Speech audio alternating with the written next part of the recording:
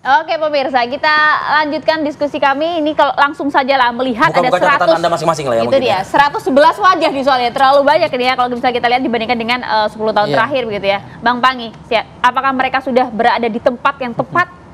Ataukah hanya akomodir parpol semata? Iya, sebenarnya kan gini Mbak ya, Bang Ripadil ya. Prinsipalnya dulu kabinet yang pernah ada 3 kata yang sering muncul ya. Misalnya kabinet hari ini dulu Pak Jokowi ramping dulu, ini gemoy kan. Habis itu direct man and the replace itu kabinet prinsipalnya begitu. Habis itu second kabinet. Habis itu sekarang kan dikatakan bahwa kabinet Pak Prabowo beda, kabinet yang mengakomodir semua kelompok dari partai, dari teknokrat, dari profesional. Kabinet kolaborasi istilahnya kan, kolaborasi meskipun ada nama kabinet Merah Putih, kabinet Persatuan Nasional. Jadi semangat mazhabnya Pak Prabowo kan memang mazhabnya merangkul tadi kan, nir oposisi, nampak-nampaknya begitu kalau publik membaca. Meskipun memang di dalam konteks ini Pak Prabowo kan inginnya ideologi beliau itu adalah kemajuan persatuan. Nah makanya seperti oposisi tidak terlalu dipentingkan dalam konteks demokrasi presidensial murni Indonesia hari ini yang ala multipartai ini. Jadi dianggap ini harus kerjasama. Tantangannya berat, challenge-nya berat sekali dalam konteks baik dalam negeri maupun luar negeri. Beban hutang yang cukup besar juga. Makanya sebenarnya kan tulang punggung ada 3 menteri ini sebenarnya, pendidikan, keuangan, satu lagi kesehatan. Ini sangat penting sebenarnya. Nah dari pendidikan, kesehatan, dan keuangan. Nah 3 ini menurut saya hampir Pak Prabowo ingin nampaknya keberlanjutan. Belum ada gebrakan yang, karena menterinya sama kan yang 2 ini. Kecuali pendidikan ya. Kecuali pendidikan. Jadi ada gebrakan di pendidikannya. Tapi yang 2 ya masih model akan keberlanjutan. Nah saya membaca, mencermati dari menteri-menteri yang hadir, yang ditampilkan di layar-layar tadi itu, yang tadi malam dilantik dan seterusnya. Ini sebetulnya keinginan Pak Prabowo menjawab tantangan yang selama ini terjadi, yang belum teratasi dengan baik. Ya, masalah misalnya utang kita kan udah 8.000. Nah, besok beban bunga utang udah 520 triliun. Itu beban bunga yang dibayar tahun depan. Terus kemudian inflasi, kemudian daya beli masyarakat, kemudian kelas menengah yang tergerus, tabungannya juga mulai masalah. Kemudian masalah pengangguran,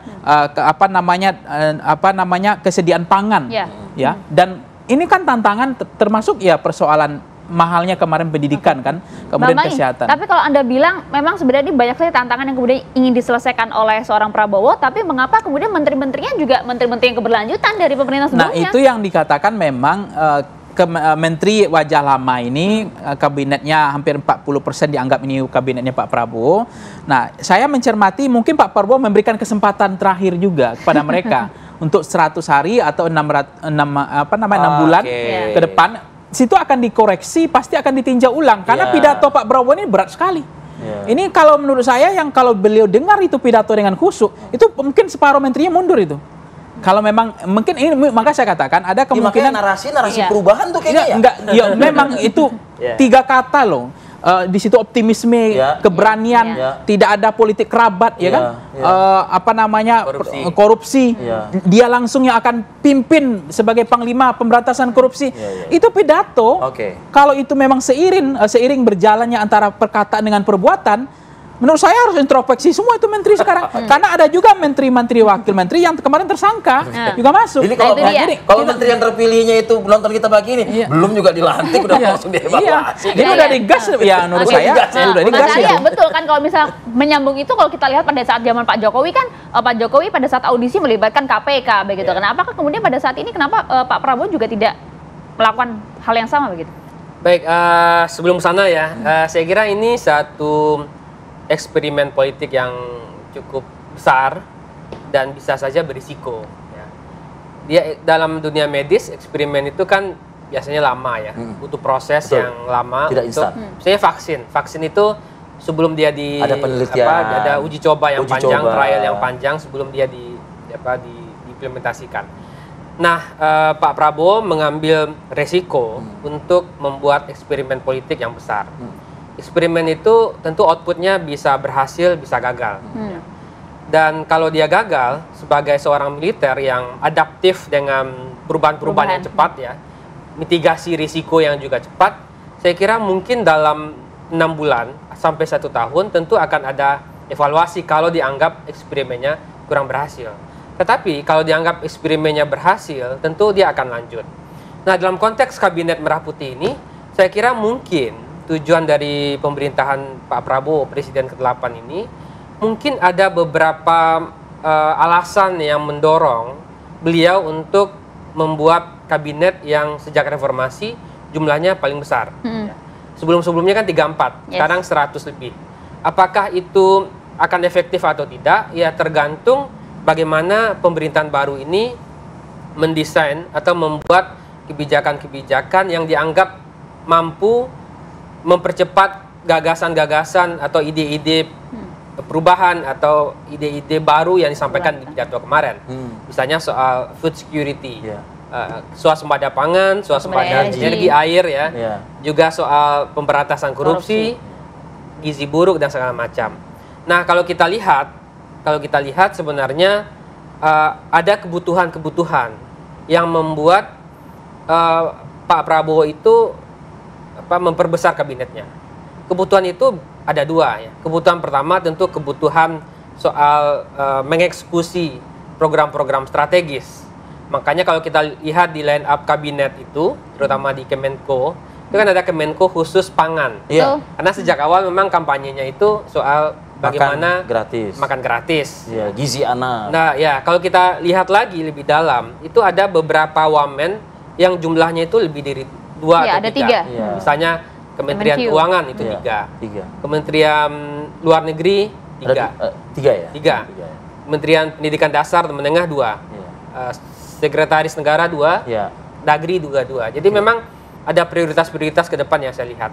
Nah, tapi kalau kita lihat lagi dari sisi posturnya, itu ada yang unik juga. Biasanya dalam rentang pasca reformasi, biasanya penentuan kabinet itu lebih menekankan aspek positioning partai di DPR.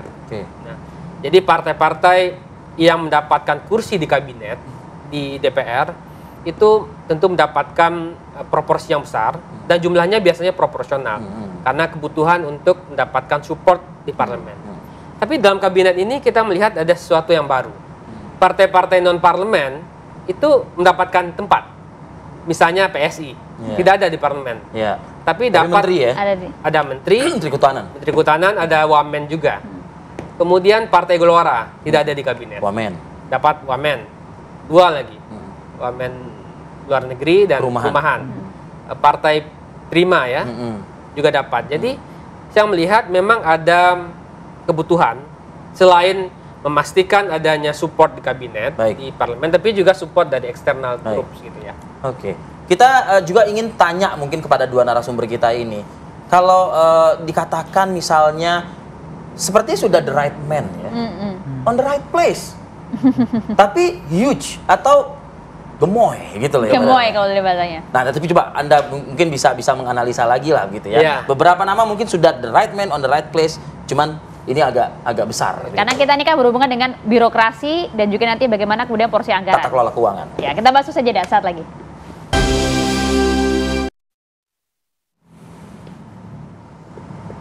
Iya pemirsa, kita lanjutkan diskusi. Saya mau ke Bang Pangi. Bang Pangi, jadi bagaimana kalau misalnya dilihat, tadi Anda sampaikan gemoy, tapi apakah mereka ini sudah tepat di orang-orang di tempat yang tepat atau tidak? Ya sebenarnya kalau kita lihat bahwa kabinet gemoy ya sudah valid, terkonfirmasi kan. Kita bedah satu-satu ya. Terjawab kan. Yang kedua adalah soal siapa orang sudah tepat atau tidak. Ya mungkin kita bisa sebut tepat Lizon. Memang beliau mengatakan kan habitsnya di situ. Ini sudah dunia saya, menteri kebudayaan.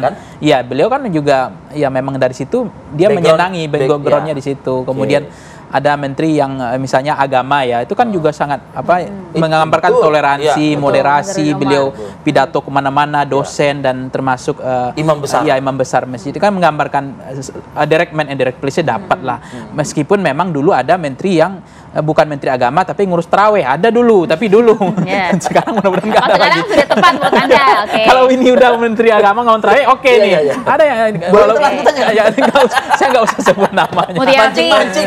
Tapi ini pernah terjadi, fakta ini pernah terjadi. Kominfo, komunikasi digital. Ya itu sudah Muti Hafiz kan memang background latar belakang kompetensi beliau di jurnalis, pernah ditangkap di Irak juga dulu kan, dan dia sangat profesional di situ. Saya pikir akan bisa mengurai persoalan-persoalan digitalisasi termasuk kecolongan data-data yang selama ini apa namanya ya kecolongan lah data-data kita kan dicuri dan seterusnya. Mudah-mudahan beliau termasuk menteri misalnya menteri pendidikan ya kan.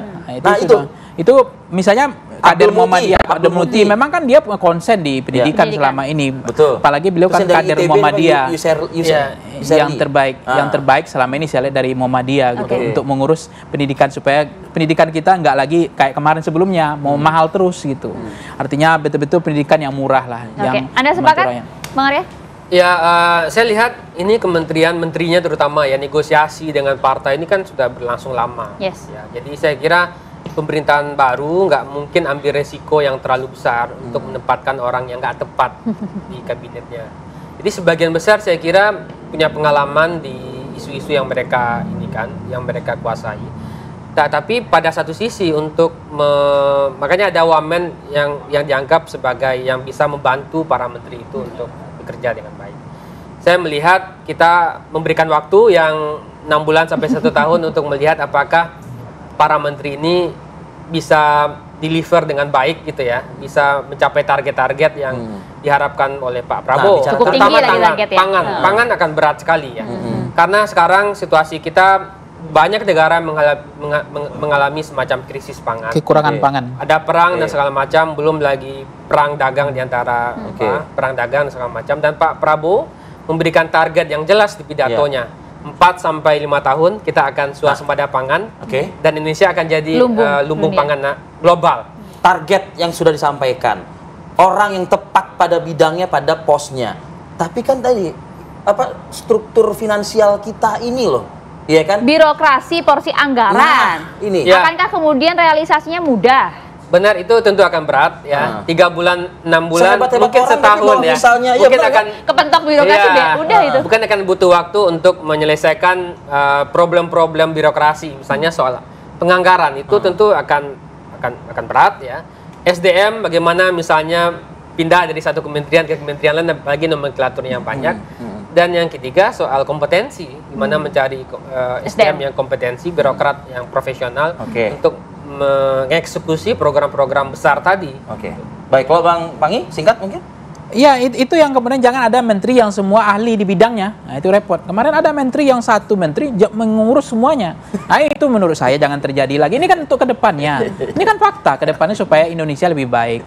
Apalagi tantangan apa nih sebilang Bang Arya tadi soal kan kekurangan pangan selama ini. Kemudian Indonesia akan menjadi negara yang punya wibawa lah, keberanian untuk menyelesaikan. Terutama menurut saya adalah persoalan IPMI orang Indonesia ini, karena di bawah Timur Leste kemarin kan. Nah, itulah kemudian mungkin masalah gizi ini harus terpenuhi. Jangan sampai satu lagi tingkat perceraian naik terus nih. Karena apa? Karena ekonomi susah, lapangan pekerjaan hilang.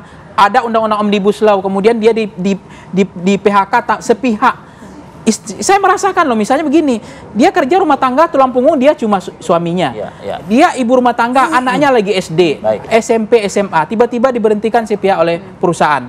Apa yang terjadi? Kan kacau semua. Harapan kita cukup besar dengan kabinet merah putih ini, Arif Adil ya. Betul sekali, tapi ya tidak juga kita harus patah semangat begitu ya. Mari kita ucapkan sama-sama mungkin ya. Selamat bertugas kerja putih Prabowo Gibran. Akhir kata, saya Arif Adil. Saya Maria Asgar, kita berbalik. Terima kasih Mas Arya, terima kasih Bang Arya. Kita jumpa lagi esok hari. Sampai jumpa.